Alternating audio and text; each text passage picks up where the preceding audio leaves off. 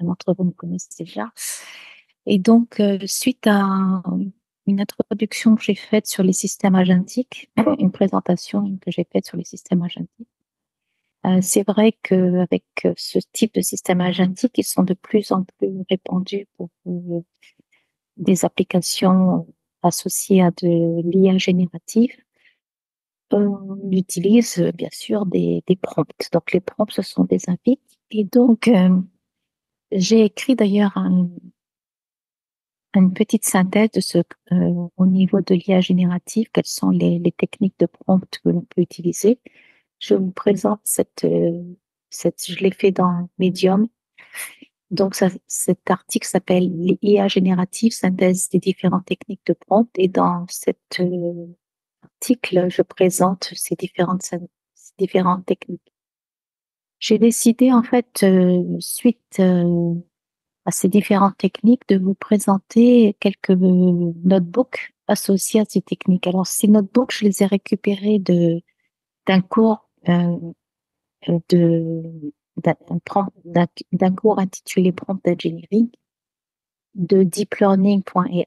Donc, deeplearning.ai, c'est un système de cours développé par Andrew Ng, beaucoup sur le machine learning. Et donc, Andrew Ng une de ses invités a présenté ces techniques de prompts à travers différents notebooks. Alors, je vous les présente, ces notebooks. Ils sont sur mon répertoire GitHub. Donc, mon répertoire GitHub, c'est Royam0820. Et là, donc, tous ces notebooks sont sous cet intitulé Prompt Engineering. Donc là, vous allez voir plusieurs notebooks. Aujourd'hui, on va en faire peut-être 3 ou 4. Donc, je vais faire les types de techniques que l'on peut utiliser en façonnant votre invite pour un grand modèle de langage. On va voir la partie itérative. Donc, généralement, c'est ce qu'on fait très souvent, hein. On va commencer par un prompt simple et ensuite on va l'enrichir. Donc, cette approche, elle est extrêmement importante car éviter d'aller chercher le meilleur prompt sur le web, ça n'existe vraiment pas, en fait. C'est pas mal de marketing derrière, mais en fait, le mieux, c'est de comprendre comment interagir avec un grand modèle de langage et ensuite façonner votre propre prompt pour avoir des résultats probants à travers un grand modèle de langage. Okay. Donc, je pense que pour cette session, je pense qu'on va faire 3 notebooks. Donc, je vais vous donner quelques principes de techniques de prompt. Ensuite, on va voir la partie itérative de techniques de prompt pour un développement de prompt. Et puis là, on va voir la partie synthétisation, summarizing. On va comment synthétiser un texte. OK? Éventuellement, on ira ici dans l'inférie, mais je pense que ça sera pour une autre fois. Donc, on a peut-être 2 à 3 sessions que je ferai pour vous parler des techniques de. Donc, on va passer à la première session, celle-ci. Donc, c'est un notebook qui a été déjà développé et en fait, je l'ai enrichi par des informations pour mieux présenter le sujet et par un bout de code aussi. OK. Donc, voilà dans ce notebook, c'est les guidelines. Donc, ici, on vous détaille les principes généraux de comment bien réaliser un prompt. OK. Donc, je rappelle ce que c'est qu'un prompt. Généralement, je pense que beaucoup d'entre vous savent ce que c'est déjà, puisqu'en fait, quand vous allez interagir avec un grand modèle de langage, vous allez être face à un prompt, une invite, si vous voulez, et dans lequel vous allez renseigner, écris-moi un poème sur l'amour, par exemple, et le modèle va vous générer ce poème. C'est ce qu'on appelle de l'IA générative. Donc, l'exemple que je vous ai donné de dire écris-moi un poème sur l'amour, ça va être ce qu'on appelle un zero shot learning. Pourquoi zero shot learning? Parce qu'en fait, vous n'avez pas besoin de lui donner plus de connaissances. Il a suffisamment d'informations, il a suffisamment été bien entraîné, ce modèle de langage, pour vous donner des réponses assez pertinentes sur tout, tout type d'instruction que vous lui avez donné. Alors, ce sera pas toujours le cas. On verra un modèle de langage peut halluciner, ou alors il va vous donner une réponse qui est fausse. Et c'est en fait la particularité des modèles de langage, en fait, souvent on dit qu'ils rêvent, ok? Donc ils peuvent rêver correctement, mais ils peuvent rêver de façon euh, aléatoire et pas du tout pertinente. Ok, donc regardons ces principes. Ces principes, je vais me mettre en écran. Ok, donc les, un des premiers principes que l'on nous recommande beaucoup, c'est d'être très spécifique. Ok, donc plus votre prompt est spécifique en termes de demande, plus le résultat sera pertinent. Ok, donc au niveau de l'IA, la réponse générée sera la plus pertinente. OK. Ensuite, on vous demande de fournir du contexte. Donc, vous allez devoir fournir une information basique pour aider l'IA à comprendre ce que vous voulez et vous générer quelque chose de profond. On vous demande d'utiliser un langage très clair. Donc, essayez d'éviter l'ambiguïté ou des phrases très complexes. OK? Donc, il y a une information en anglais, on dit keep it simple. Donc, en effet, plus votre élaboration de votre prompt est assez simple à comprendre et à interpréter, mieux c'est. Okay. Ensuite, on va vous demander de structurer votre demande. Donc, la manière de les structurer, on va avoir des exemples, c'est que vous allez organiser vos questions ou vos instructions de façon logique. Par exemple, d'abord tu fais ça, ensuite tu fais ça, etc. Donc, c'est cette logique-là qu'il faudra mettre en place si vous voulez qu'il ait, entre guillemets, un raisonnement par rapport à votre logique. Ensuite, vous allez mettre en place, vous allez pouvoir lui indiquer quel type de format de réponse vous voulez avoir. Donc, par exemple, est-ce que vous voulez une liste au niveau de la réponse? Est-ce que vous voulez un paragraphe? Est-ce que vous voulez un format JSON? Est-ce que vous voulez un format Markdown, etc.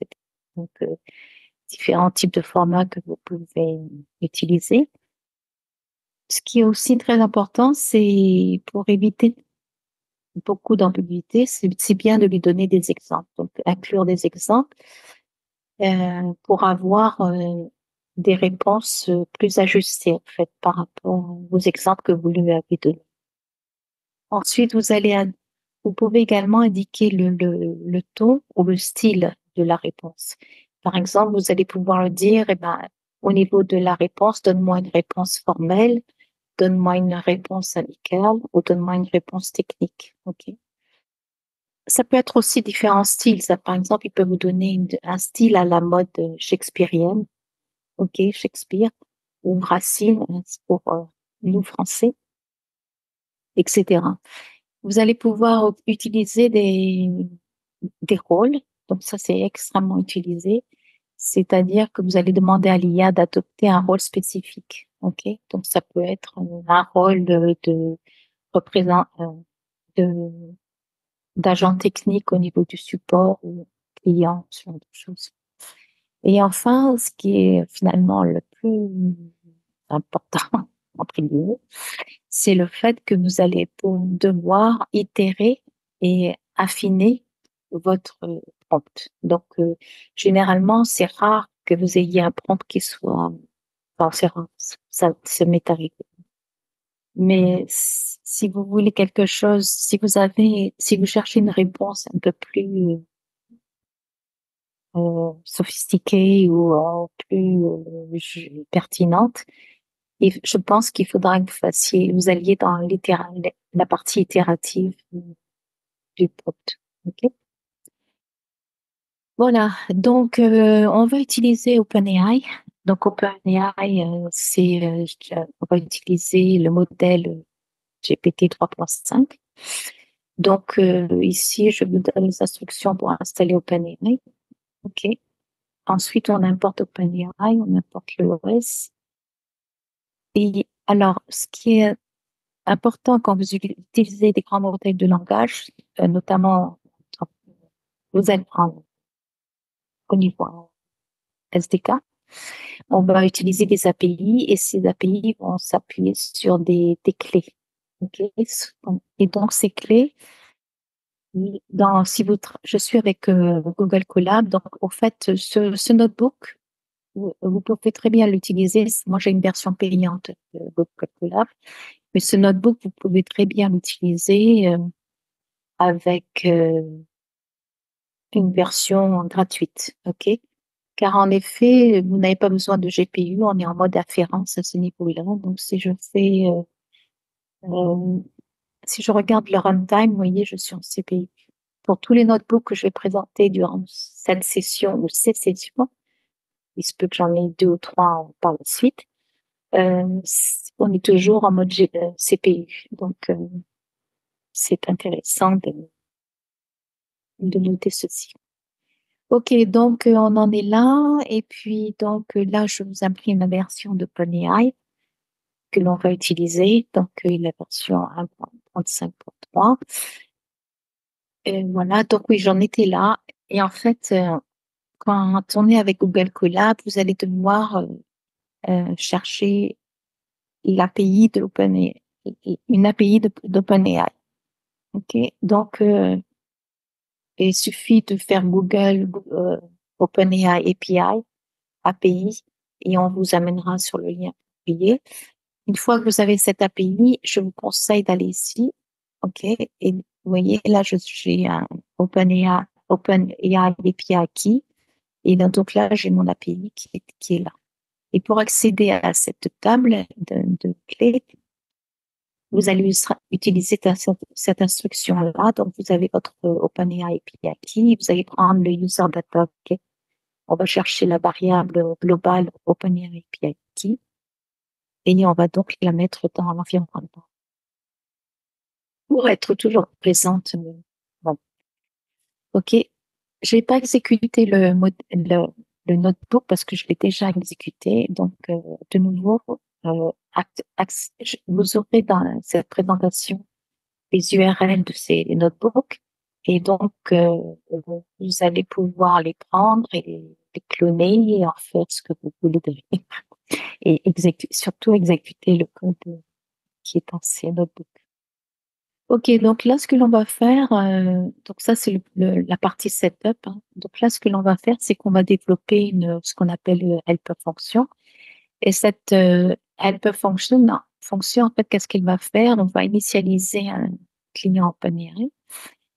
Et puis, en fait, on va définir une fonction qui s'appelle getCompletion, dans lequel on a ces arguments, on a le prompt, on a le modèle. Donc, vous voyez que le modèle, c'est GPT 3.5 Turbo.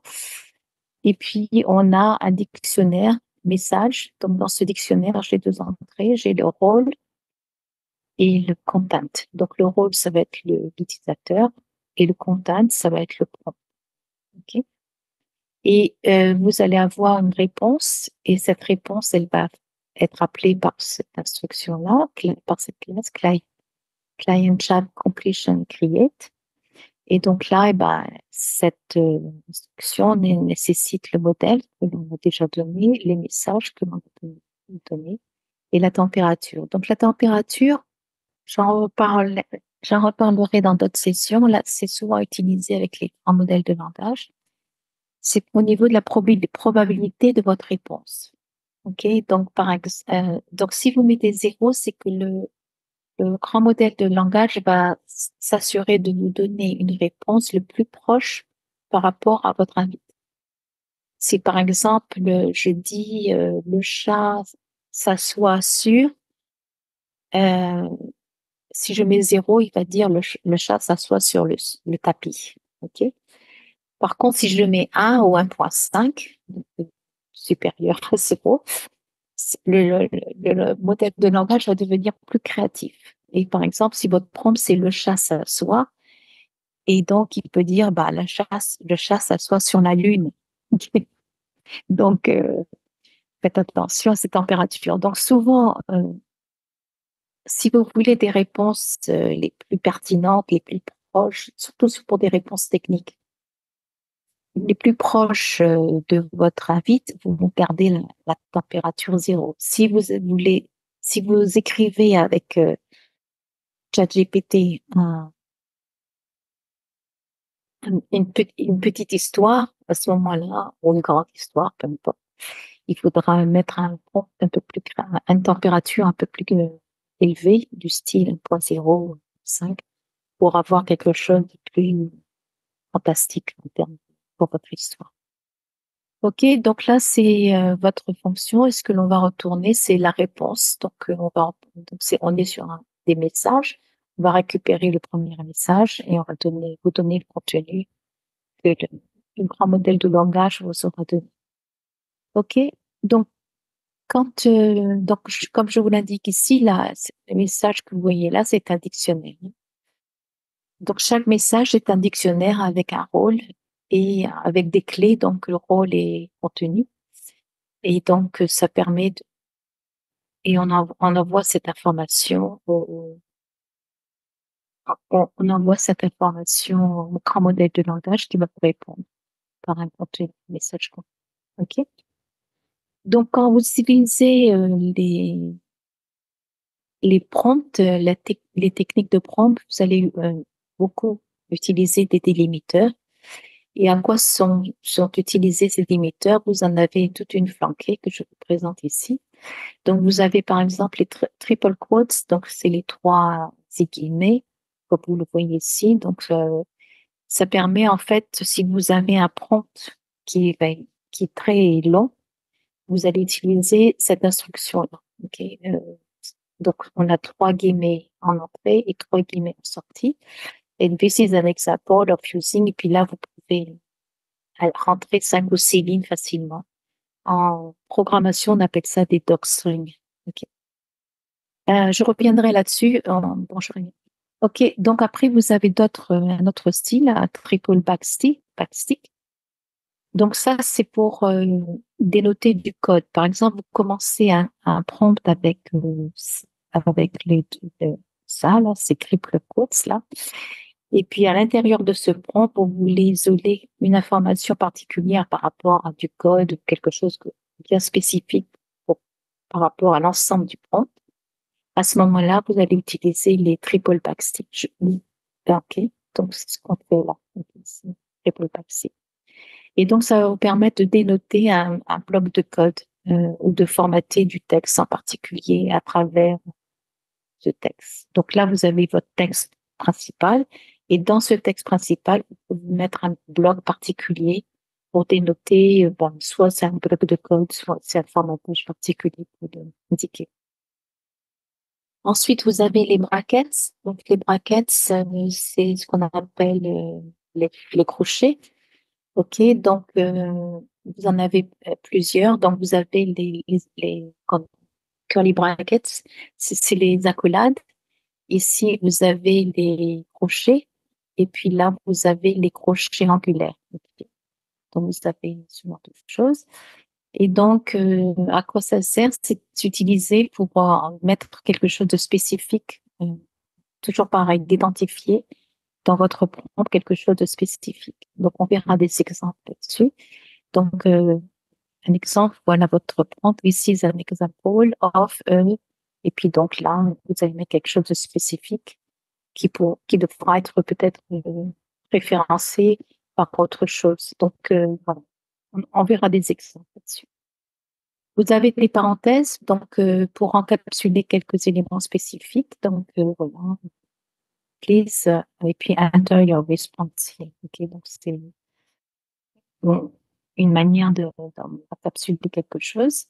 Vous avez les dashes en hyphen, donc les tirets ou les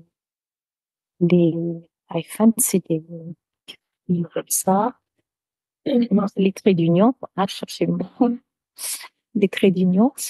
Et donc, vous en avez un autre exemple ici. Donc, c'est pour séparer les sections, mettre une emphase sur quelque chose. OK? Donc, vous avez ici, par exemple, introduction, body, et puis conclusion. Donc, ça, c'est les emphases que vous mettez. Ensuite, vous avez les colonnes et les points-virgules, semi-colonnes. OK? Donc là, par exemple, ça peut être utilisé pour séparer des éléments.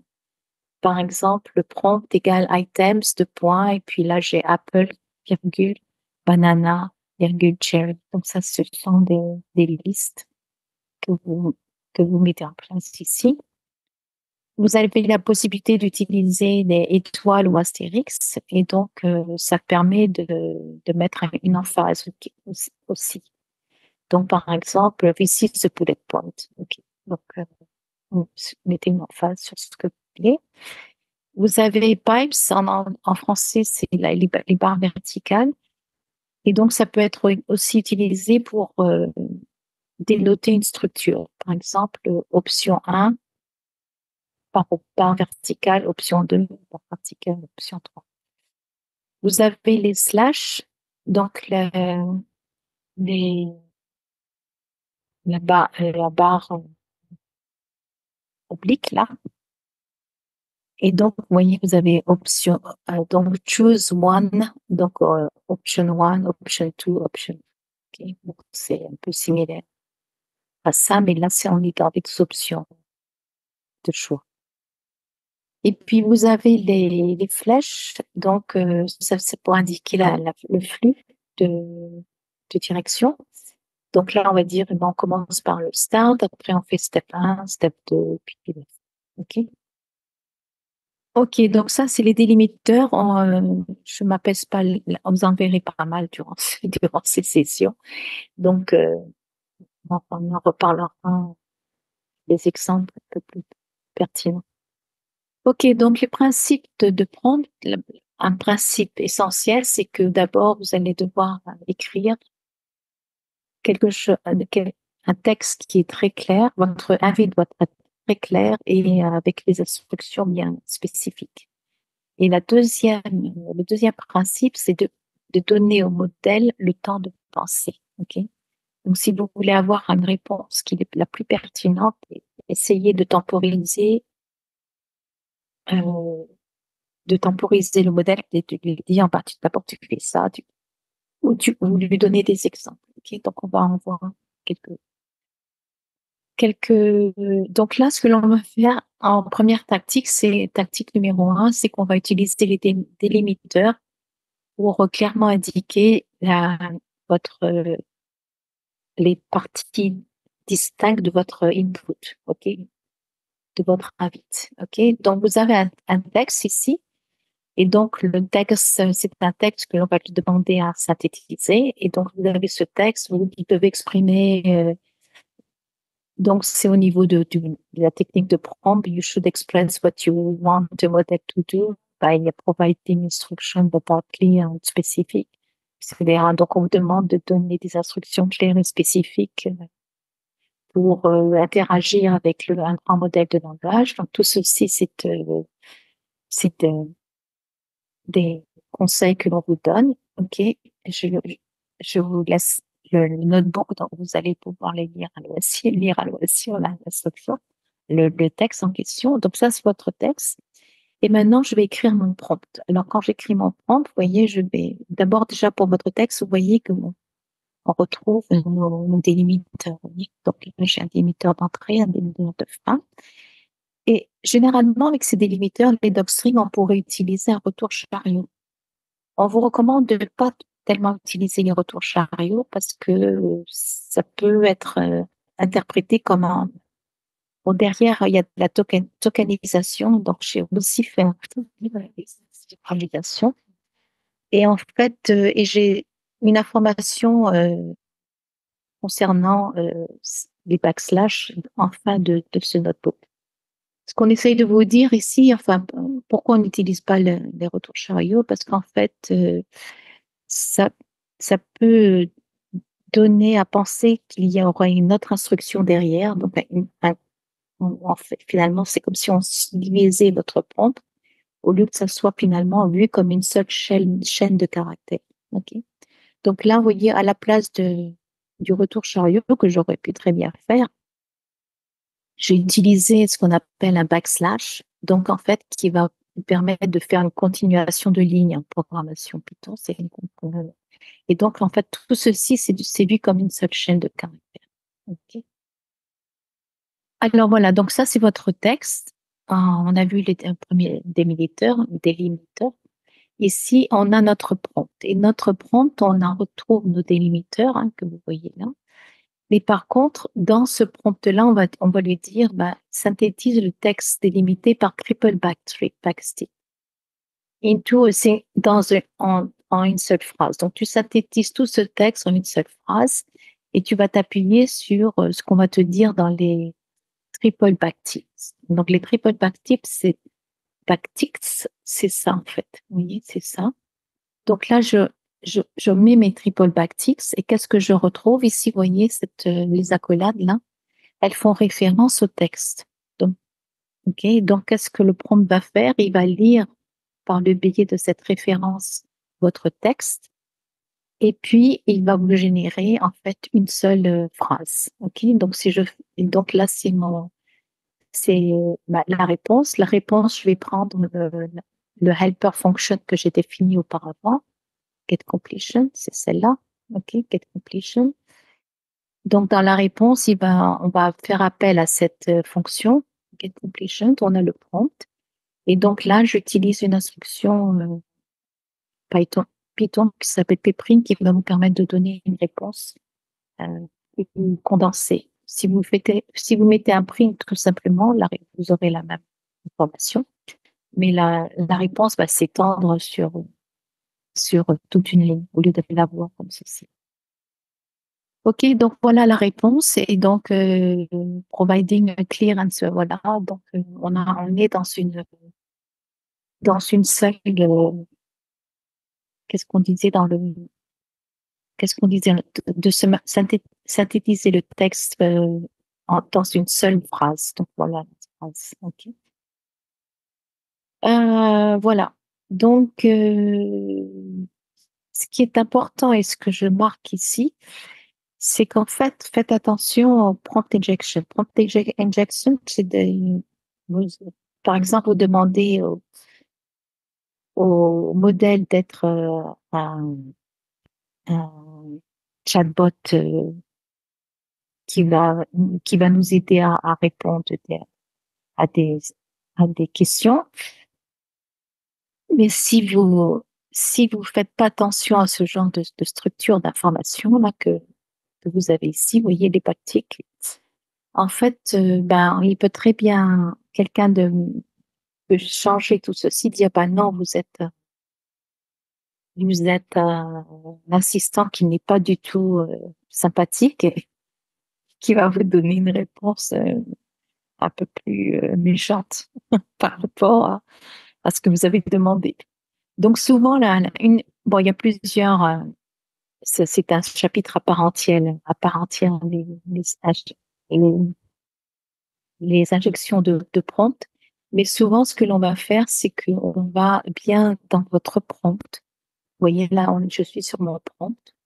On va bien indiquer le texte du prompt avec ce qu'il doit faire, ce qu'il doit en fait traiter. Ok. Donc là, le texte, c'est le texte que vous avez là. Ok. Et donc ce texte, j'aurais pu faire tout simplement accolade de texte. Mais là, dans mon instruction, je dis attention, tu vas prendre uniquement ce qui est en backstick. OK? Donc, du moment qu'il y a ça, il va prendre cette information. Si vous mettez si vous auriez pas mis ça, vous mettiez uniquement le texte derrière, la réponse sera la même. Mais par contre, ici, on fait en sorte de bien donner un bloc pour la, l'action à faire qui est de synthétiser ce texte par rapport à la définition de votre prompt. OK? Alors, là, donc, c'est ce que je vous indique ici. OK? Donc, pour éviter l'injection de prompt, C'est-à-dire qu'une injection de prompt, c'est vous allez donner une information conflictuelle au modèle de façon voulue. Vous allez donc utiliser ce genre de choses, les backstick, ok, pour que uniquement le texte sera traité. Ok. Ok. Donc après, ce que vous pouvez faire, c'est la deuxième tactique, c'est de demander en sortie quelque chose de très formaté, une structure très formatée. Donc là, euh, voilà votre prompt. Vous allez générer une liste de 3 livres fictifs, ok, avec leur auteur et le genre, ok, et on lui demande quand il va générer ce, ces 3 livres fictifs, qu'il les génère dans un format JSON, ok. Et on lui donne la structure du format JSON. On va lui demander, bah, tu nous donnes le book ID, tu nous donnes le title, l'auteur, author, un genre. Ok. Donc voilà la réponse. On a ces 3 livres qui sont pas des livres, c'est des livres fictifs, hein. Donc, book ID, c'est le numéro 1. Le 1, on fait Midnight Garden, bon, etc. C'est fantasy, là c'est un mystère, et là c'est la romance. Ok. Ce sont les genres. Donc voilà une structure JSON. Alors l'avantage d'avoir une structure JSON, notamment en programmation, c'est que vous allez pouvoir l'exploiter à travers une liste ou un dictionnaire. Donc, je vous en donne un exemple ici. Donc là, pour cela, vous allez donc, comme on a une réponse en format JSON, je vais faire import JSON et puis là, je vais prendre ma réponse. Donc, JSON data, c'est ma réponse, hein, que vous avez ici. Et donc, qu'est-ce que je vais faire? Eh ben, je vais donc la mettre dans dans une liste, en fait. Ça peut être un dictionnaire. Donc, la data JSON load, et puis JSON data. Ici, je fais un print data, vous aurez book ID 1, title, etc., etc. OK. Une autre chose que l'on peut faire, c'est que de demander au modèle de vérifier si une condition est satisfaite ou pas. OK. Donc, vous avez un exemple ici. Et donc, on va en fait, pour cet exemple-là, de vérifier si une condition existe ou pas, on va passer sur un prompt dans lequel on donne des instructions spécifiques. Ok. Donc là, j'ai mon texte 1. OK. Donc, on retrouve le mot double, triple double quote, là. Et on retrouve ici. Et donc là, c'est comment faire une tasse de thé. Donc, bon, je ne vais pas le détailler tout ceci. Et là, au niveau du prompt, vous allez dire maintenant, tu vas me fournir un texte délimité par des triple quotes. Donc, on retrouve notre texte délimité par des triple quotes, le voilà. Délimité par des triple quotes, OK, et il doit contenir la séquence suivante d'instructions. Donc, il faut que tout ce texte, qui est finalement une chaîne de caractères, il la structure comme ceci, step 1, step 2, step 3, etc. Et on lui dit, si la chaîne de caractères n'a pas d'instruction, et ben, tu vas nous répondre no step provided. OK? Donc là, on a notre prompt, le texte 1, enfin oui, notre message, texte 1. Et donc, vous voyez qu'on a euh, es- on appelle ça des chaînes escape. Donc, pourquoi? Parce qu'en fait, vous voyez, c'est parce qu'on a utilisé, vous voyez, une chaîne ici de triple côte. L'on termine par une chaîne de triple côte. Et par contre, là, je veux dire, ben là, c'est spécifique. C'est c'est mon bloc spécifique que tu devras traiter dans mon prompt. OK? Donc, comme on a utilisé des triples côtes là, c'est une manière de différencier le descriptif du prompt avec ce qu'il doit faire en termes d'action. OK? Et donc, c'est ce qu'il va traiter ce texte. Il va voir que finalement, il y a des instructions pour faire une tasse de thé.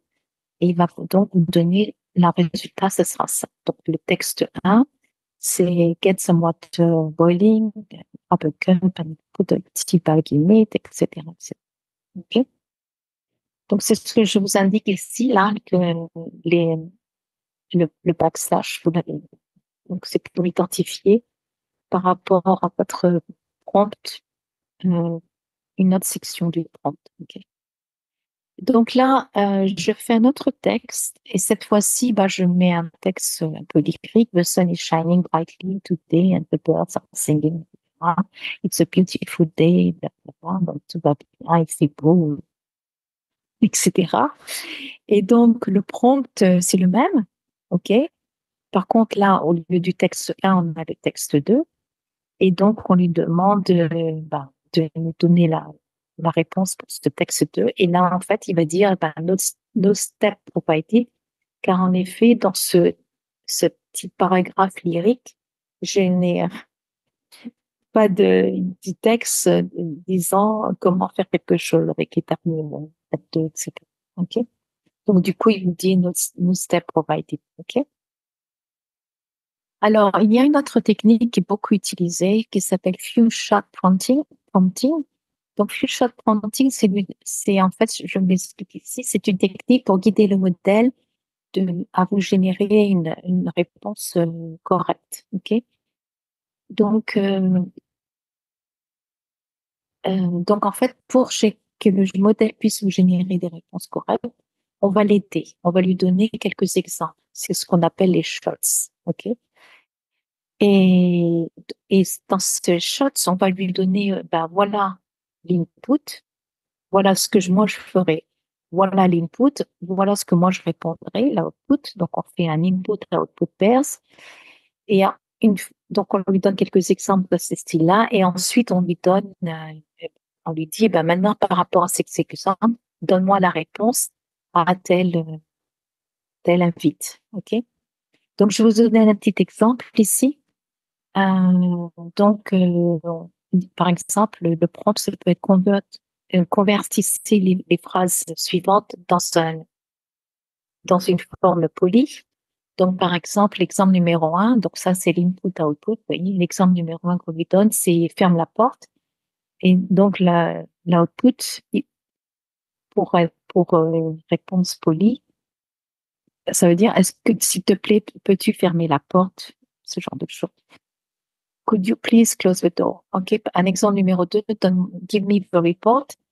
Donc, donne-moi ce rapport. Et donc, l'output, c'est could you please give me the report? OK. Un exemple numéro 3, arrête de parler.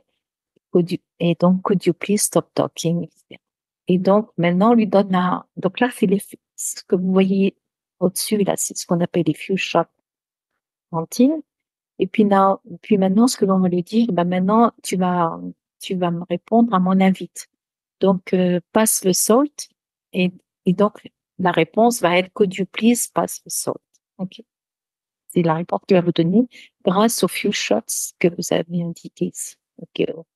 Pour quelques exemples que vous avez donnés ici. OK. Alors, je vous donne quelques pourquoi on utiliserait le few shot prompting, quelques applications que l'on peut utiliser. Ça va être, par exemple, dans une transformation de texte. Par exemple, on va dire, bah, tu réécris les phrases dans dans un ton ou un style ou un format spécifique. OK? Ça peut être dans de questions-réponses. On va fournir des exemples, comme je vous l'ai dit ici, là. Et puis, on va fournir des exemples comment les questions doivent être répondues. OK?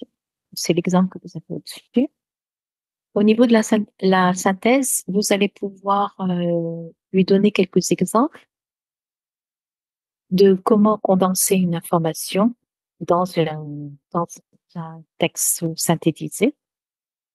Au niveau de la traduction, vous allez pouvoir lui donner des paires de, tradu- de- du langage source et du langage à traduire. Donc, par exemple, de l'anglais au français ou de l'anglais au turc, ou du turc, je sais pas, en irlandais, par exemple. Donc, vous lui donnez ce genre d'exemple et puis, en termes de phrases et il va pour guider cette traduction. Et enfin, vous avez la transformation de texte. Vous allez donc réécrire une phrase dans un ton spécifique, un style ou un forme. OK, donc ça, tout ceci, pour ce genre d'action que l'on veut faire, on peut utiliser de Fuchsia Prompting. OK, donc là, on va vous donner un exemple. Je trouve cet exemple pas mal du tout. C'est un exemple de conversation entre un enfant et son, ses grands-parents. Donc, les grands-parents vont répondre à l'enfant avec des métaphores, ok. Donc, parce qu'ils ont une grande sagesse. Donc, ils vont répondre aux questions pratiques de l'enfant par des métaphores de grande sagesse. Et donc, euh, et donc, le prompt va appliquer quand un enfant va poser une question, le prompt va en fait vous donner ce genre de réponse en métaphore. OK? Donc, on lui donne des exemples. Donc, donc là, je suis sur le prompt. Je dis votre tâche est de répondre dans un style pertinent et consistant. Et donc, l'enfant va dire, teach me about patience. OK? Donc là, enseigne-moi au sujet de la patience. Et le grand-parent va dire, bah, des exemples de métaphores. Par exemple, euh, la rivière a finalement sillonné la vallée à partir de simplement un petit cours d'eau. À partir d'un petit cours d'eau, la rivière a pu sillonner une vallée. Euh, une grande symphonie aurait des origines à partir d'une simple note de musique. Et puis au niveau des tapisseries, donc une tapisserie très élaborée, a toujours commencé par un fil. Ok. Donc ce genre de métaphore, on lui donne des exemples. Et donc, à partir de là, l'enfant va dire, ben, enseigne-moi la résilience. OK, teach me about resilience. Donc ça, c'est le prompt. Et donc, normalement, si le prompt, votre few shot prompting là, est va être appliqué. Et donc, la réponse va être du même style que en métaphore, en fait. Donc, les grands-parents vont répondre, comme un arbre quand il y a une forte tempête, un arbre va se pencher, mais il va pas tomber, il va pas se casser. La résilience, c'est l'habilité de, de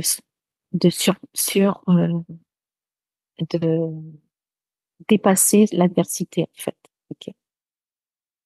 C'est une, c'est une, c'est un- c'est une manière de persévérer quand quand on a des problèmes ou des écueils. OK. Et donc, chaque problème, c'est une opportunité pour grandir. Donc, voilà la réponse que nous a donné le grand modèle de langage. OK. Euh, OK. Donc, voilà le few shot printing. Donc, un autre principe, c'est donner au modèle le temps de penser. Euh, donc là, on va indiquer des étapes spécifiques pour faire une tâche. Euh, donc, voilà le texte que l'on veut lui donner au grand modèle de langage. Dans un village charmant, il y a deux frères, frères et sœurs, Jack et Jill, siblings, qui vont aller chercher de l'eau en haut de la colline.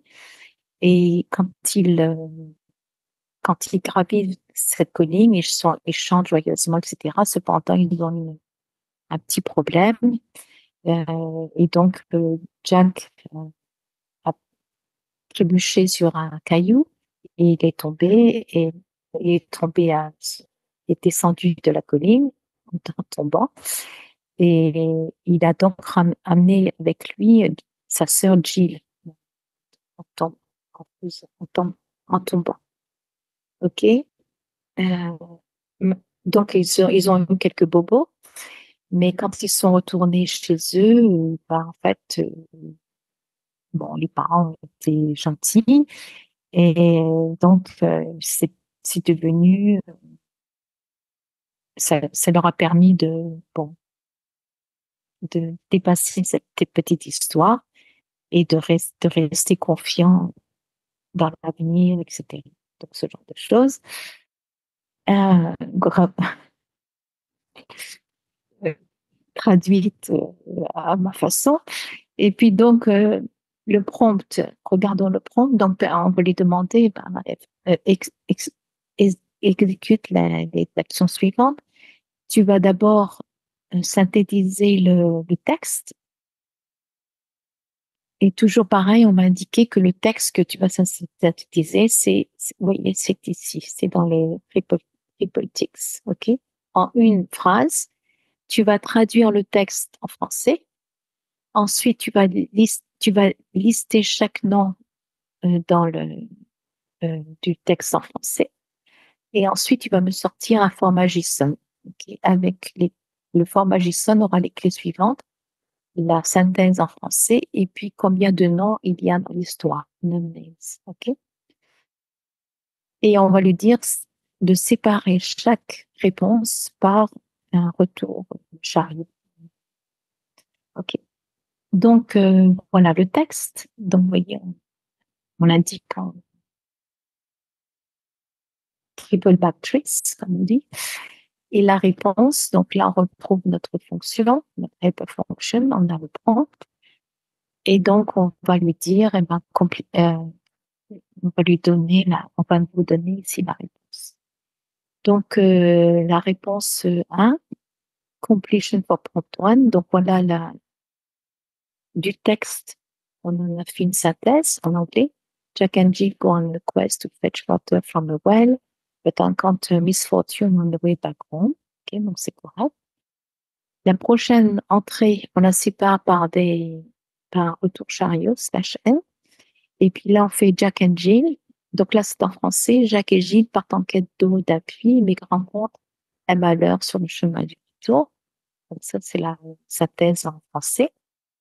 Ensuite, on lui demande, eh ben, de la synthèse en français, tu nous donnes les deux noms. Donc, c'est Jack, Jill. Et puis ensuite, la quatrième option, c'est le format JSON. Donc, on a cette entrée, French Summary, OK, qu'on avait indiqué dans nos clés là, du format JSON, French Summary et Num Names. Donc, on retrouve French Summary, Jack et Jill par en un, et puis Num Names, on en a deux, Jack et Jill. OK? Donc, comme on vous l'indique ici, chaque entrée, et comme c'est indiqué ici, on les sépare par un retour chariot. OK. Donc maintenant, on va pouvoir demander à ce qu'il... alors, qu'est-ce qu'on fait ici? As we are putting... Ah oui, on va demander de la sortie dans un format spécifique. Donc là, c'est notre deuxième prompt. Et donc là, on fait quelque chose d'autre. On your task is to perform a following action. Donc, on va synthétiser. C'est le même texte. OK? Vous voyez, c'est le même texte qu'on reprend de Jack et Jill que vous avez ici.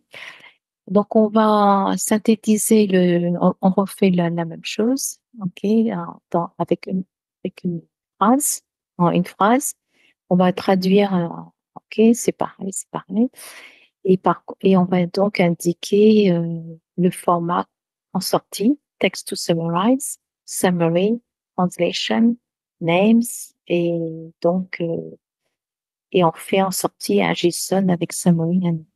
OK? Donc, je sais, juste une petite remarque. Vous voyez que ici, on indique que le texte sera délimité par des triple backsticks, alors que ici, dans le deuxième exemple, on va indiquer que le texte sera délimité par comment on appelle ça, des, des crochets angulaires, des crochets angulaires. OK. Angle brackets en anglais, des crochets angulaires. OK. C'est pas important, en fait, parce qu'au niveau des délimiteurs, vous pouvez mettre ce que vous voulez. L'essentiel, c'est de bien faire une distinction entre le, le bloc principal. Ici, on utilise des triple quotes, et donc ça se termine par des plis de. Et puis donc là, on va indiquer, ben, pour identifier le bloc sur lequel tu devras faire une action, ça va être ici. Donc ici, c'est ce qu'on a vu. C'est ce qu'on met ici, oui, le texte est en crochet angulaire. Ok. Alors, regardons ce qu'il a fait. Donc, le summary, Jack and Jill to see go on the quest. Donc, ça, c'est en anglais. Ça, c'est la traduction. Ça, c'est les noms, Jack et Jill. Et puis là, on lui dit, bah, tu nous fais un output JSON. OK? Et donc, dans lequel on a le summary et le nom. Donc, on retrouve output JSON et là, on met ça. OK? Et à la fin, vous avez numbname, vous en avez deux. OK? Ici, vous avez une autre tactique qui est d'instruire le modèle pour travailler sur une solution, OK? Sans qu'il sans qu'il sans qu'il tout de suite vous donne une conclusion. Donc là, ici, ce qu'on va lui dire, fais attention, essaye de penser avant de nous donner une réponse. Donc là, on a un prompt, détermine si la solution de l'étudiant est correcte ou pas. OK. Donc, on a une question, on va construire on a une installation d'un panneau solaire et donc, on a besoin de travailler sur un financement. Donc, le coût de la propriété de c'est de $100 par, par mètre carré, square foot, bon, c'est en anglais, là, $100. Et donc, on va, on peut construire des panneaux solaires pour $250 par mètre carré, square foot, hein. Et on va négocier un contrat de maintenance qui va donner un coût de base de $100 par année. Et en fait, donc ça, c'est le coût de base et auquel il faut rajouter $10 par mètre carré. Et donc, on vous demande donc quel est le coût total pour la première année de, d'opération. Donc, l'étudiant va on lui donne la solution d'étudiant. Donc, X, ça va être ça représente les mètres carrés, donc square feet ici. Et puis, donc, on a le coût, donc on a le line cost, c'est $100 par mètre carré. On a le solar panel cost, le coût des panneaux solaires, c'est 250 par mètre carré. La maintenance, le coût de maintenance, ça va être 100 000 plus 100 par mètre carré. Et donc, le coût total, ça va être 100 plus 250 plus 100 000, etc. Donc là, en fait, on voit que là, c'est faux. En fait, c'est pas 100, c'était 10. OK? $10 par mètre carré. Et donc, il va vous dire, bah, la solution est correcte.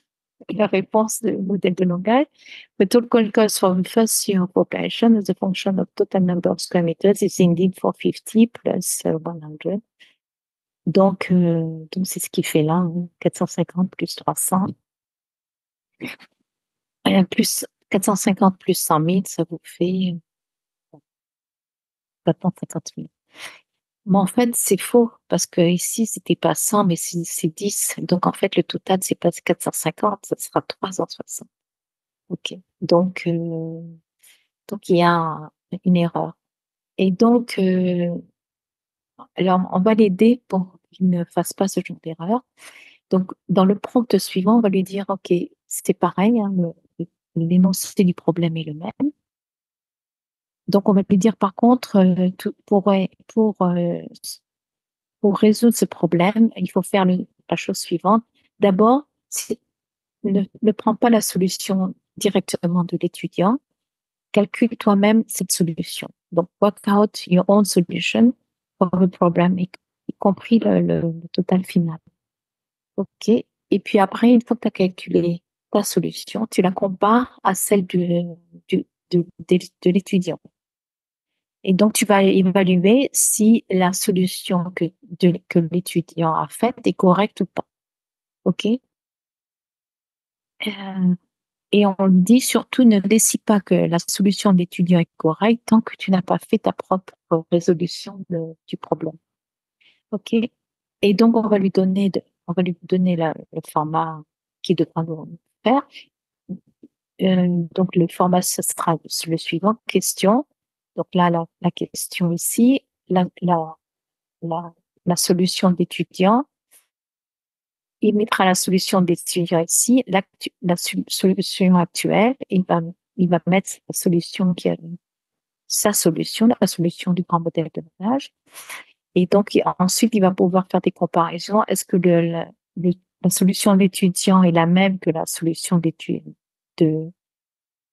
de, que lui-même a calculé? Donc, si que le grand modèle de langage a calculé, si c'est, est-ce que c'est oui ou non? Et sinon, eh ben, tu vas nous donner le- la note de l'étudiant, donc c'est correct ou incorrect. Et donc, on lui donne la question. I am building, donc on retrouve notre, notre structure auparavant. Donc là, avec la Student Solution, et là, on lui demande eh ben, de calculer l'actuelle solution. OK? Donc, il va formater votre réponse par rapport au prompt que vous lui avez fourni. OK?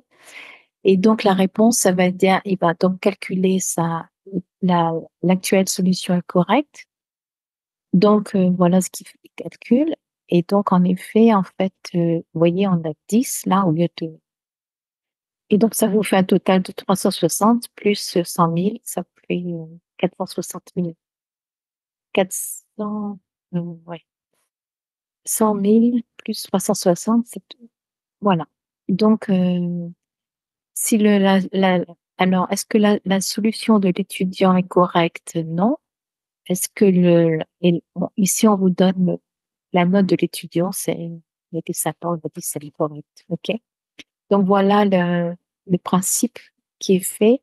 Et donc là, en fait, ce que l'on fait, c'est qu'on fait une pause. On dit, attends, on ne va pas directement à évaluer la, la solution de l'étudiant. Fais ton calcul toi-même. Compare-le à la solution de l'étudiant. Si c'est faux, eh ben, tu dis que la solution de l'étudiant est incorrecte. Et sinon, ben, et tu donnes une note à cet étudiant. OK? Donc, c'est ce qui est fait là. Donc, comparaison, c'est non. L'étu- La, la solution de l'étudiant est fausse. Et donc, le- la note de l'étudiant, c'est incorrect. OK?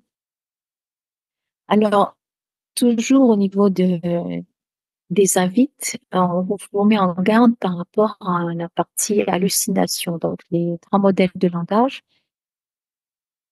En fait, les grands modèles de langage vont vous donner toujours une réponse. Mais il se peut que cette réponse, elle soit complètement fausse parce que il faut que vous donner une réponse.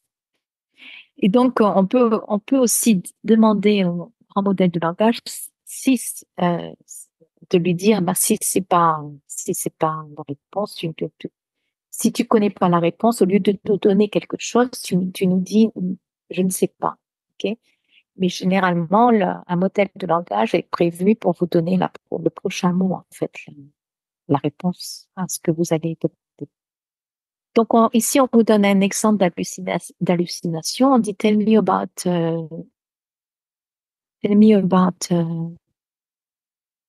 Aeroglide Translate Smart Toothbrush by Boyle. Donc, Boyle, c'est une compagnie, mais ils ne sont pas ce type de brosse à dents. OK? Donc, Aeroglide Translate Smart Toothbrush, ils n'ont pas ce genre de brosse à dents. Cela dit, le grand modèle de langage vous donne tout quelques paragraphes très pointus sur ce, sur cette brosse à dents super sophistiquée, etc. Mais en fait, elle n'existe pas, cette brosse à dents, mais il vous a généré quelque chose. Ok, donc c'est ce qu'on appelle de l'hallucination. Ok, donc il va vous donner un texte qui est parfaitement plausible, mais en fait qui n'est pas. Donc faites attention à ça. Alors j'ai essayé de mon côté, j'ai dit tiens, je vais essayer de mon côté. Alors comme ça, à brûle pour point, j'ai dit tiens, donne-moi des. J'ai basculé en français. J'ai dit donne-moi des infos à propos de cette voiture supercar de Peugeot. Et je savais, et en fait, il me donne une réponse. Et puis, je me dis, bon, et en fait, j'ai vérifié, mes supercars de Peugeot existent. Alors, donc, ce qu'il m'a donné, c'est vrai.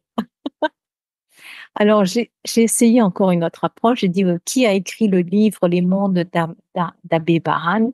Je pensais qu'il allait me donner n'importe quoi parce que peut-être ça faisait pas partie de son entraînement. Mais la réponse est juste. Était décrit par le scénariste, dessinateur français. Donc, en fait, bon, il y aura toujours des hallucinations. Mais en fait, les grands modèles de langage de nos jours sont de plus en plus super bien entraînés. Et donc, c'est un peu plus difficile d'avoir des hallucinations. Malgré tout, vous avez des gens qui sont spécifiques, dont le rôle est de défier le grand modèle de langage et de voir où est-ce qu'ils pourraient halluciner. Donc, voilà.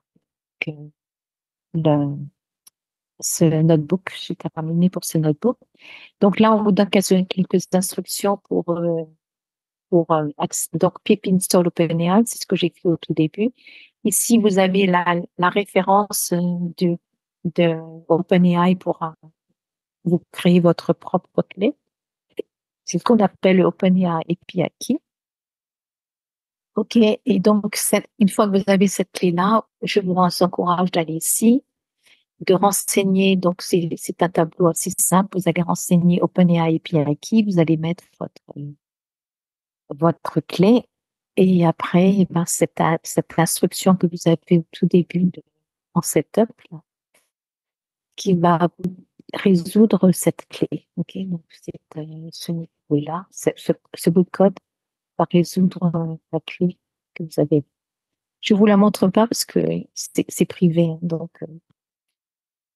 Donc, conservez cette clé pour vous. OK, donc je vais retourner à la fin du notebook. Euh, OK, donc là, c'est ce qu'on vous indique ici. Et puis donc là, je vous parle des fameux backlash que vous avez vus quand on crée des prompts. Et donc, en effet, on, es- on évite les retours chariots dans les docstrines au niveau des prompts parce que comme ça, le langage, le grand modèle de langage va le voir comme une seule chose. Et je vous explique pourquoi ça se fait. Je vais pas revenir dessus. Vous pouvez revenir sur ce notebook. Allons-y. OK. Donc ça, c'était un premier notebook nous donnant quelques principes pour le façonnage de vos prompts.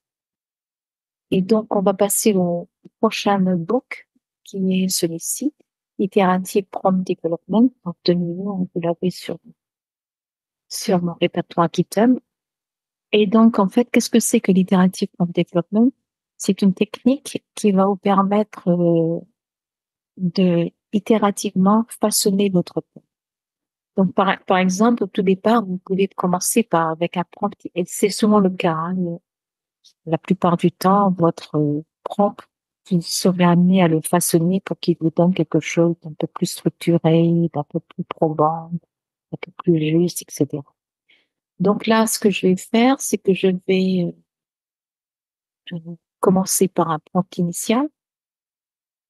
Et donc après, je vais tester la performance de ce prompt. Ensuite, je vais analyser les résultats. Ensuite, je vais affiner le prompt par rapport à votre analyse.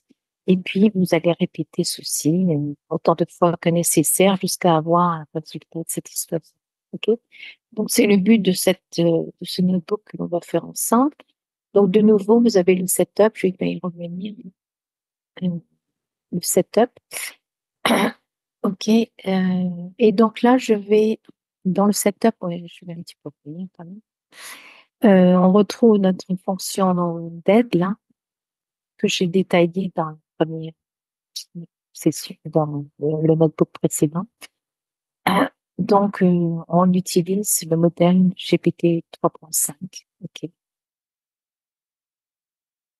Donc, voilà. OK. Donc, on vient ici et donc, en fait, on va pour ce notebook, on va se baser sur une description de. Imaginez que vous êtes un site de commerce et que vous avez une description de chaise que vous allez faire. Et donc ici, on vous donne la fact sheet, donc le descriptif de ce produit chaise, ok, fact sheet chair. Et donc là, on a une vue d'ensemble par de petits bouts de chair, la construction, les dimensions. Donc c'est une une note complète, un descriptif complet de cette chaise, ok? Donc qui a été faite en Italie, ok? Donc vous avez typiquement ce genre de texte. Et donc ce que l'on va faire, c'est que à partir de ce texte-là, on va nous demander qu'il nous donne une description plus courte. OK? Donc là, on façonner notre prompt. Et donc, on va dire, ta tâche est de travailler pour l'équipe marketing et de créer un descriptif de ce produit euh, basé sur les informations de ce descriptif que vous avez vu au-dessus. OK?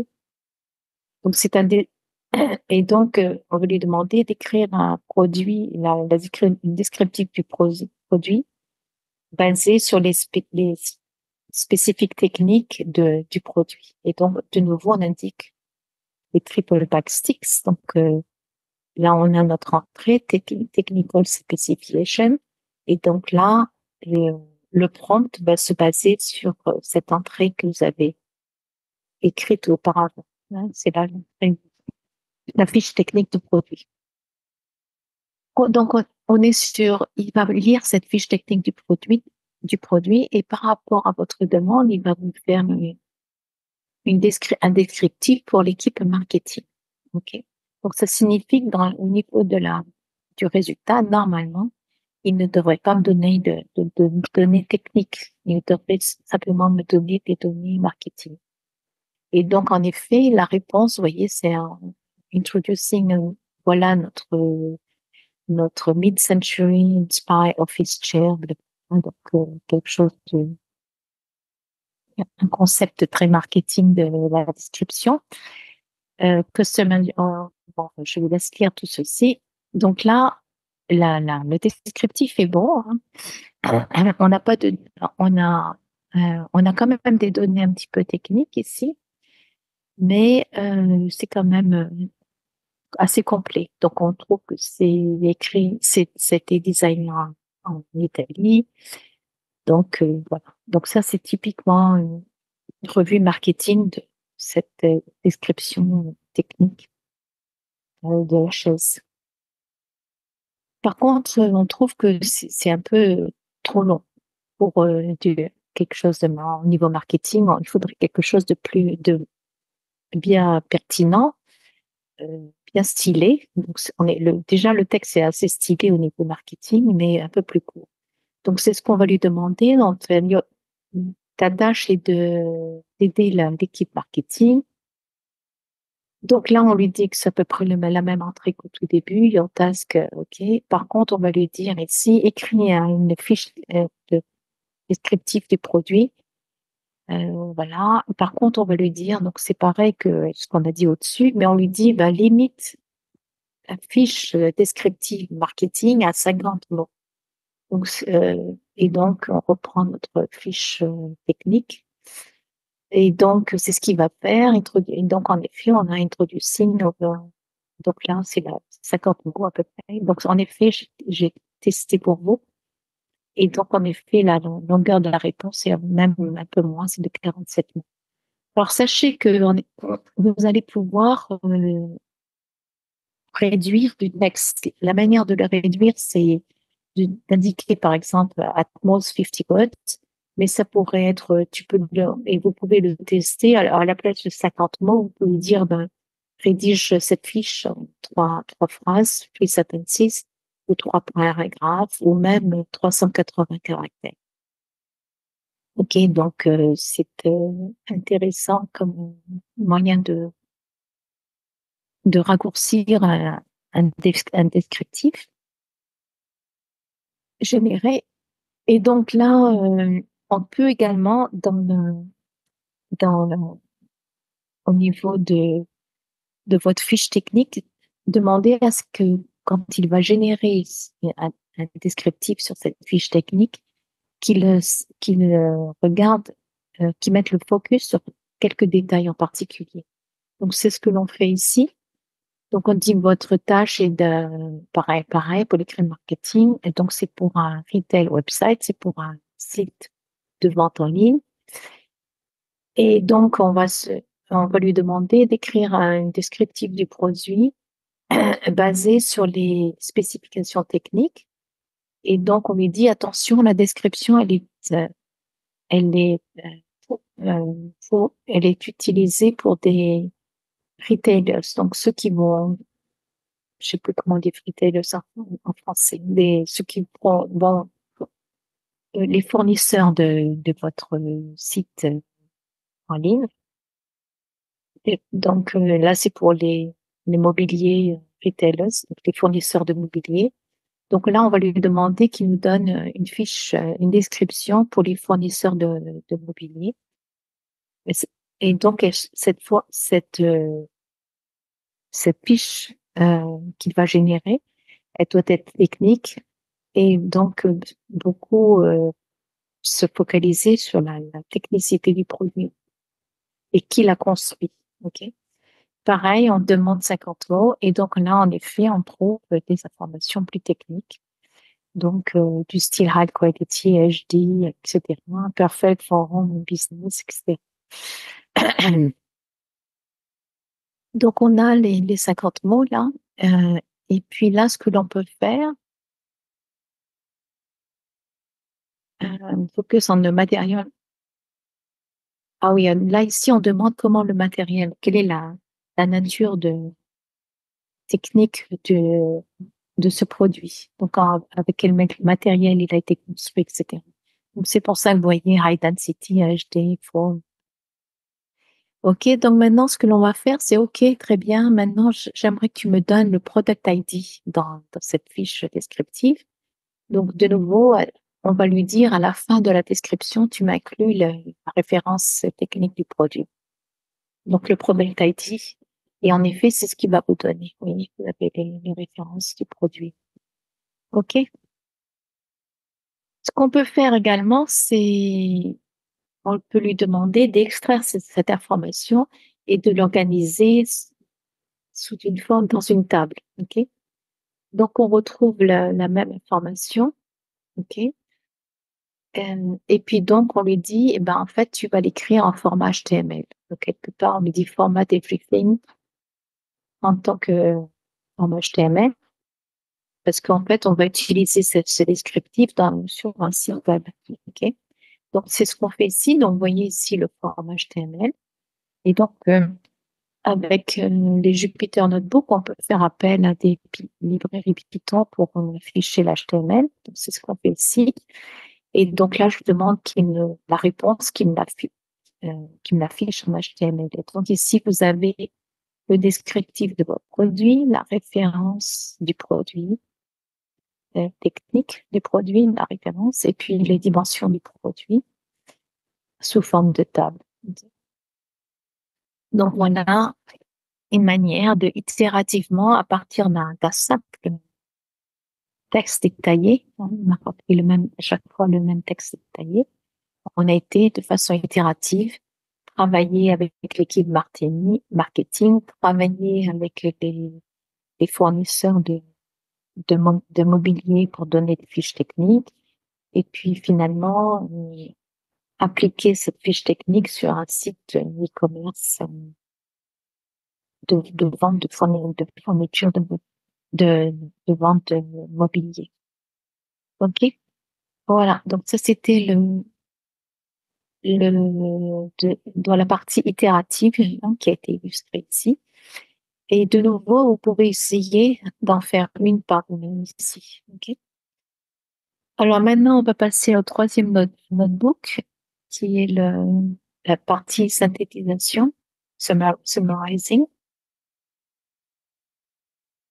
Donc, c'est une technique pour produire une version condensée d'un texte de données. Donc, on a vu un petit échantillon avec le, le notebook itératif prompt development. Donc là maintenant, on va avoir d'autres applications. Ok, donc le but de faire de la synthétisation, c'est de, en fait, par rapport à un texte qui peut être très long, ça peut même un livre, vous allez pouvoir euh, retenir les idées clés, les détails pertinents et laisser de côté tout ce qui est redondant comme information pas nécessairement utile à la compréhension du texte. Alors, on vous donne quelques astuces pour effectuer une invite de synthétisation de prompt. Euh, donc, on va utiliser donc un langage clair et direct dans votre prompt. Donner une longueur, combien, on l'a vu la fois précédente, combien de mots, combien de phrases, combien de caractères vous voulez pour votre synthèse. Vous allez devoir donner un contexte, ce qu'on a vu la dernière fois, hein. C'est donc le contexte, ça veut dire que vous êtes l'équipe marketing, ou vous êtes le fournisseur de mobilier, donc plutôt donner une fiche plus technique par rapport à la synthèse de votre description, etc. Et puis, vous allez tester et faire des itérations sur vos prompts pour affiner la qualité des synthèses qui seront produites. Ok, donc c'est le but de ce qu'on va faire. Donc de nouveau, on retrouve notre helper function, hein. Et donc là, on a ce texte. Donc c'est un texte. Donc là, on dit vous allez gérer un site d'e-commerce et donc vous allez donner une synthétisation sympathique à vos produits pour les consommateurs. Donc là, c'est les revues des produits que vous en donnez les consommateurs. Okay. Donc là, c'est la revue d'un produit fait par un consommateur. Donc j'ai reçu ce panda en peluche, ce jouet de panda en peluche pour ma fille, pour l'anniversaire de ma fille. Elle adore. Elle emmène partout. Il est doux, il est très mignon. Il a un visage euh, gentil et amical. Il a euh, donc et peut-être ils auraient souhaité que le panda soit un peu plus grand, bigger, plus gros, pour le même prix. Ok, et il est arrivé un jour plus tôt que prévu. Euh, Donc, du coup, il a pu jouer avec ce jouet avant de le donner à sa fille. Ok. Donc ça, c'est une revue d'un consommateur sur ce jouet. Et donc là, donc c'est ce qu'on appelle le prod review, la revue d'un produit. Et donc là, on va le demander de le synthétiser, soit en mots, en quelques mots, soit à partir de combien de phrases ou une limite de caractères. Donc, on lui donne le prompt. Your task is to generate a short summary of a product review from an e-commerce website. Donc, on peut synthétiser notre texte dessus. Et donc, pareil, on indique la review et puis on indique qu'est-ce qu'il doit faire comme review, c'est le prod review. Donc ça va être la synthétisation qui va être appliquée. Et donc, summary, ok. Et donc, Panda plush toy is so cute, hein, but smaller than expected for the price. Consider larger option. Donc, c'est pas mal comme review par rapport à ce qui a été indiqué ici. Ok. Et donc là, qu'est-ce qu'on lui dit en 30 mots? Donc là, en effet, c'est trop succinct comme synthèse. Euh, Par contre, ce qu'on peut faire également, c'est donc ça, c'est au niveau de la synthétisation de tous les, les pour un produit donné, tous les commentaires des consommateurs qui ont reçu ce produit. Alors maintenant, ce que l'on peut faire, c'est par rapport à ce même exemple de revue de produit, je peux m'adresser à l'équipe de shipping, donc pour l'envoi et la livraison de ces produits. Et donc là, on va dire, bah, tu vas générer du texte, mais cette fois-ci pour cette équipe qui, qui va, qui traite les envois, les livraisons de ces produits. Donc voilà, donc c'est ce que l'on fait ici. Et donc là, on va dire, bah, le customer, donc on lui donne ici une autre synthétisation, mais spécifique au contexte qu'on lui donne, c'est-à-dire que ce sera pour le shipping, delivery, type. OK, donc là, on va retrouver des informations plus intéressantes. The customer received a Panda plush toy a day earlier, donc ça c'est bien, mais expecting, following, donc ça ils ont bien travaillé, l'équipe de shipping là. Et puis donc on va au niveau de peut-être de tout ce qui est génération clé par rapport au produit, notre équipe du site de commerce, on va lui dire, eh ben, toujours pareil, ça va être en 30 mots, on va lui dire de mettre le focus cette fois-ci sur le prix et la valeur perçue par rapport au prix. Okay. Donc, c'est ce qu'on fait ici. Et voilà la réponse. Le Panda plush toy is so cute. Hein. However, the reviewer feels it's a bit small for the price paid compared to other options. Okay. Donc, c'est ce que la réponse est adaptée au contexte que vous avez mis dans le prompt. OK. Alors, donc là, responsive OK, summarize the review, delimited batch OK, they are relevant to the price. C'est OK. Alors, ce que l'on peut faire également, c'est au lieu de se baser sur une synthèse, on peut passer sur de l'extraction. Alors, l'extraction, on va vraiment être, en anglais, on dit choosy, c'est-à-dire de votre texte, on va prendre quelques extraits c'est plus une synthétisation, on va prendre quelques extraits pour vous donner une réponse associée à ces extraits d'information. Donc, on retrouve toujours notre prod review, là, que vous avez là. Et donc là, le prompt que l'on va demander, c'est d'extraire les informations pertinentes pour la revue de ce produit, pour un site de commerce et pour un site e-commerce. Et donc, on va donner un feedback au département de shipping. OK? Donc, c'est ce que l'on fait. Et donc, le feedback, ça va être the product arrived the day earlier, etc. Voilà. Donc, on n'a plus fait une synthèse du texte, mais on a pris une extraction de ce texte qui est intéressant pour les départements de shipping. Alors, là, on n'a fait qu'un seul product review, mais en fait, si vous avez un site e-commerce, vous risquez d'avoir plusieurs revues de produits. Et donc là, on vous donne un exemple ici avec plusieurs revues de produits. On en a 4, je crois. Donc, le premier, c'est celui qu'on a vu au-dessus, hein. pas de review, le review 1. Là, le review 2, c'est sur une lampe ou un lampadaire.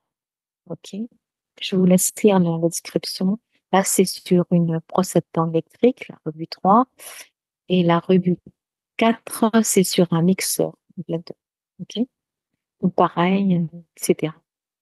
Et donc, on est sur une liste, là, cette fois-ci, on a review 1, review 2, review 3, review 4. Donc, on est sur une liste. Et donc là, eh ben, je vais faire une boucle, une for loop. Donc là, je vais dire, eh ben, je vais chercher dans mes reviews.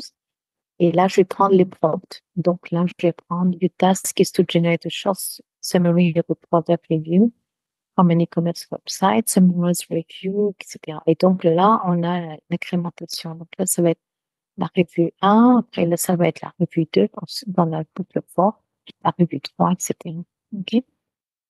Et donc, on donne on imprime la revue en question, et puis on imprime la réponse.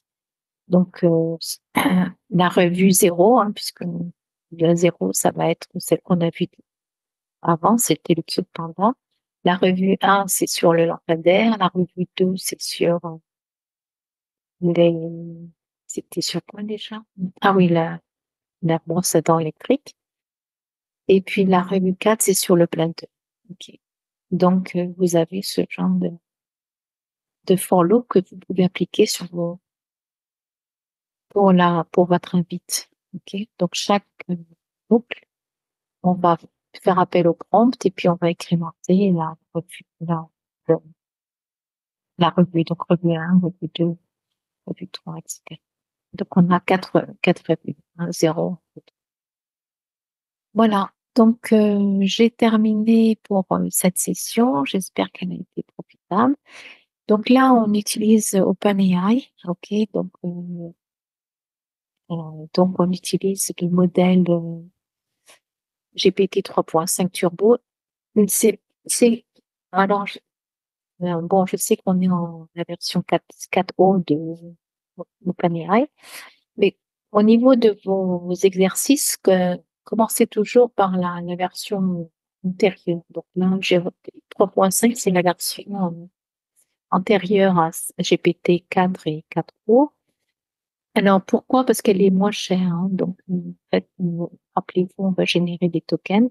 Et ces tokens, vous aurez un coût associé. Donc, le coût est infime. Ça va être dans centimes d'euros. Mais souvent, la version 3.5 sera tout à fait adéquate pour la plupart de vos prompts, de vos invités, de vos prompts.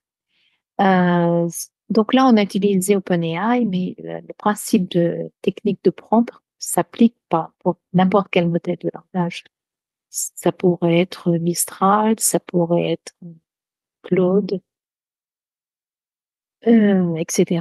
Donc la seule différence qu'il y a, ce sera au niveau des clés. Ok, donc il vous faudra, mais je sais pas si je l'ai ici, mais ça pourrait être si si ça vient de Hugging Face, vous aurez le Hugging Face token. Sinon, ça peut être Mistral, l'API de Mistral, etc.